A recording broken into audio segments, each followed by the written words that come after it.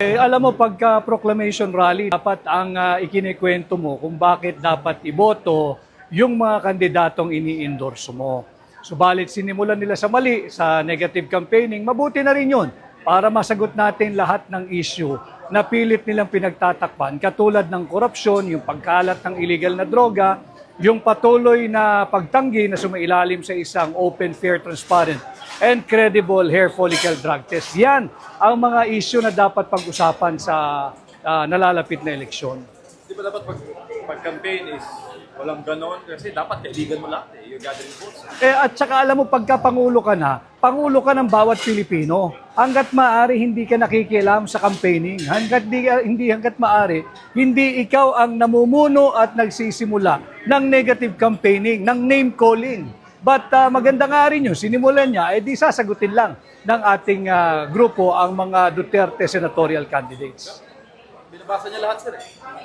Kahit ba basahin mo, pag pinagbasa ka ng mali, babasahin mo pa rin. Mabuti pa rin yun para pabalik-balik tayo sa issue ng droga, ng yung patuloy na pagtanggi sa mailalim sa drug test, yung maanumalya, immoral, unconstitutional, illegal, at criminal na 2025 budget. Ito pag-usapan natin.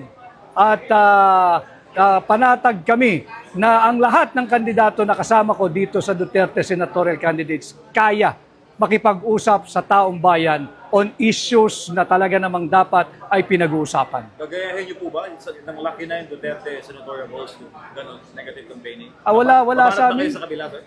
Alam mo, malungkot na buhay nating mga Pilipino dahil laganap ang kahirapan, ang kagutuman, ang korupsyon, ang kriminalidad at droga. Ang inflation mataas pa rin. Hindi kailangan ng sambayan ng Pilipino yan. Pag-usapan natin kung paano ninyo patuloy na binubudol ang Pilipino.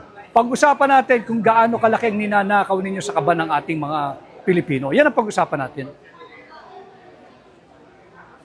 Team Suka, sir, versus Team Sinusuka. Saan ka doon? Ang suka kalaban ng tanso. Ang suka kalaban ng mga peking ginto. Ang suka ang kalaban ng mga mambubudon.